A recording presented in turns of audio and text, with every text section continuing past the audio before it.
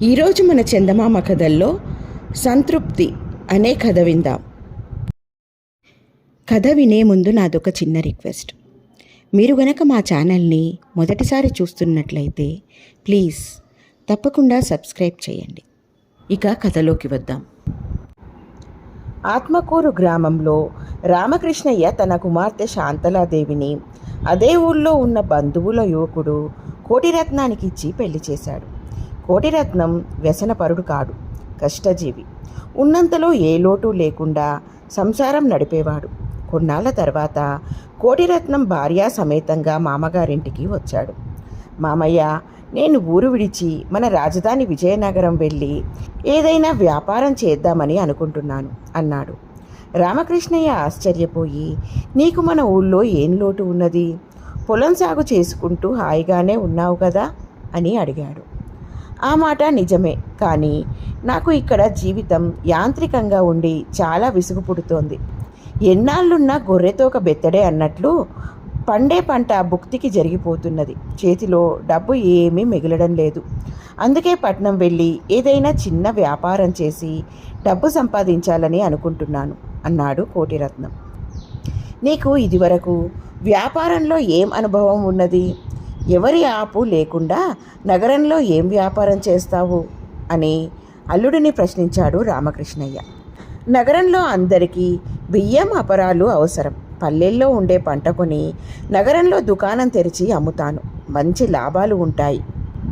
విజయనగరంలో నా స్నేహితుడు గోవిందు అన్ని విధాలా సహాయం చేస్తానని మాటిచ్చాడు అన్నాడు కోటిరత్నం.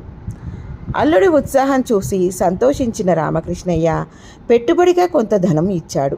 కోటిరత్నం సంతోషించాడు. తండ్రి నిరుత్సాహపరచకుండా భర్తని ప్రోత్సహించినందుకు శాంతలాదేవి కూడా ఆనందపడింది. సంవత్సరం గడిచింది. అల్లుడిని సంక్రాంతి పండుగకు ఆత్మకూరు రమ్మని రామకృష్ణయ్య కబురు చేశాడు. అయితే తను వ్యాపారంలో తీరిక లేకుండా ఉన్నానని మామగారినే విజయనగరం రమ్మని ఆహ్వానించాడు కోటిరత్నం. రామకృష్ణయ్య సంక్రాంతి పండుగకు కూతురింటికి విజయనగరం వెళ్ళాడు. కోటిరత్నం పంచభక్ష ప్రమాణాలతో మామగారికి విందు భోజనం పెట్టి ఖరీదైన దుస్తులు బహూకరించాడు. తనకు పెట్టుబడిగా ఇచ్చిన డబ్బు కూడా తిరిగి ఇచ్చేశాడు. రామకృష్ణయ్య సంతోషించాడు. మామగారు, నేను వ్యాపార లావాదేవీలలో తీరిక లేకుండా ఉంటాను. ముందు ముందు ఊపిరి సలపనంతగా పని ఉంటుంది. పండుగలకు మేము రాలేము. మీరే ఇక్కడకు వస్తూ ఉండండి అన్నాడు కోటిరత్నం. రామకృష్ణయ్య సరేనని తలాడించి ఊరెళ్ళిపోయాడు. ఆ మరుసటి సంవత్సరం సంక్రాంతి పండుగకు విజయనగరం వచ్చాడు. శాంతలాదేవి తండ్రిని పలకరించి కంచుపల్లెంలో భోజనం వడ్డించింది. రామకృష్ణయ్య అసంతృప్తి చెందాడు. అమ్మాయి, మీ ఇంట్లో ఇంతకంటే మంచి పల్లెం లేదా అని కూతుర్ని ప్రశ్నించాడు. ఈ పర్యాయం కూడా శాంతలాదేవి అడ్డంగా తల ఊపింది. మరుసటి సంవత్సరం తండ్రి వచ్చినప్పుడు వెండిపల్లెంలో భోజనం వడ్డించింది. మామగారు ఇప్పుడు ఏమంటాడో చూద్దామని దూరంగా నిలబడి కుతూహలంతో గమనించసాగాడు కోటిరత్నం. కానీ రామకృష్ణయ్య ముఖంలో ఏమాత్రం తృప్తి కనిపించలేదు. అమ్మాయి, మీ ఇంట్లో ఇంతకంటే మంచి పల్లెం లేదా అని ప్రశ్నించడంతో శాంతలాదేవి బిత్తరపోయింది. కోటిరత్నం తలపట్టుకున్నాడు. మామగారు వెండిపల్లెంతో వడ్డించిన ఎందుకు తృప్తి పడటం లేదో అతనికి అర్థం కాలేదు. మళ్ళీ సంక్రాంతి పండుగ వచ్చింది. రామకృష్ణయ్య విజయనగరం వచ్చాడు. శాంతలాదేవి తలతలా మెరిసిపోతున్న బంగారు పల్లెంలో భోజనం వడ్డించి తండ్రి పక్కనే కూర్చుని విసురుతూ ఉంది. కోటిరత్నం మళ్ళీ దూరంగా నిలబడి ఈసారైనా మామగారు తృప్తి పడతారా లేదా అని గమనిస్తున్నాడు. అమ్మాయి, మీ ఇంట్లో ఇంతకంటే మంచి పల్లెం లేదా అని కూతుర్ని యథావిధిగా ప్రశ్నించాడు. శాంతలాదేవికి మతిపోయింది. అదేంటి నాన్న, బంగారు పల్లెం కంటే మంచిది ఎక్కడుంటుంది అని ప్రశ్నించింది. ఎందుకు ఉండదమ్మా, ఉంటుంది అన్నాడు రామకృష్ణయ్య నవ్వుతూ. మామగారి ఉద్దేశం ఏమిటో అర్థం కాక కోటిరత్నం జుట్టు పీక్కున్నాడు. బంగారు పల్లెంలో భోజనం పెట్టినా మామగారు ఎందుకు తృప్తి పడలేదు? అంతకంటే మంచి పల్లెం ఎటువంటి లోహంతో చేస్తారు? బంగారం కంటే ఖరీదైన లోహం ఎక్కడైనా ఉంటుందా? కోటిరత్నానికి ఎన్నో సందేహాలు కలిగాయి. తమకు బంగారు పనులు చేసే బ్రహ్మచారిని కలుసుకుని జరిగింది చెప్పాడు కోటిరత్నం. లోకంలో బంగారం కంటే మంచి పల్లెం ఉంటుందా అని అడిగాడు.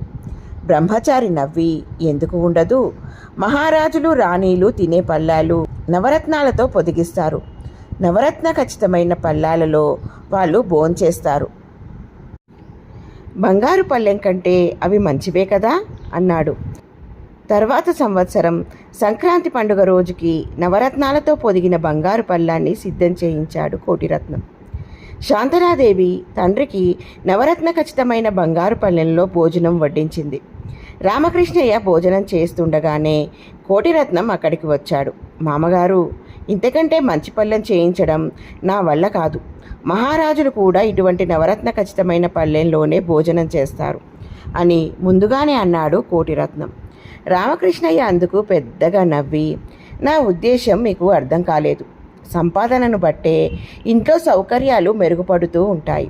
మీరు తినే కంచం విలువ పెరుగుతూ ఉందంటే మీ వ్యాపారం బాగా సాగుతూ ఉందనే కదా అర్థం. బాగా సంపాదించి వ్యాపారం వృద్ధి చేసుకోవాలనేది నా కోరిక. అది నర్మగర్భంగా సూచించాను. వ్యాపారి ఎప్పుడూ తాను సంపాదించిన దానితో తృప్తి పడకూడదు. ఇతర వ్యాపారులతో పోటీ పడుతూ వ్యాపారం వృద్ధి చేసుకోవాలి. అందువల్ల ఎక్కువ మందికి ఉపాధి చూపించిన వారవుతారు. రైతులు పల్లెలలో ధాన్యం పండిస్తే కదా బళ్ళున్న వాళ్ళు రవాణా చేసేది. ధాన్యాన్ని బియ్యంగా దంచే కూలీలు, పెద్ద వ్యాపారులు, చిన్న వ్యాపారులు అందరూ జీవిస్తారు కదా. ఎవరికి వారు తృప్తిపడి ఊరుకుంటే ప్రపంచం నడవదు అన్నాడు. కోటిరత్నానికి అంతా అర్థమైంది. తను పల్లెటూరు నుండి నగరానికి వచ్చింది భుక్తి కోసమే కాదు, బాగా సంపాదించడానికి, అలాగే కొందరికి ఉపాధి కల్పించడానికి కదా అనుకుని తృప్తిపడ్డాడు. ఇలా ఉంది ఫ్రెండ్స్ ఈ కథ. బాగుంది కదూ? నచ్చిందా? అయితే లైక్ చేయండి.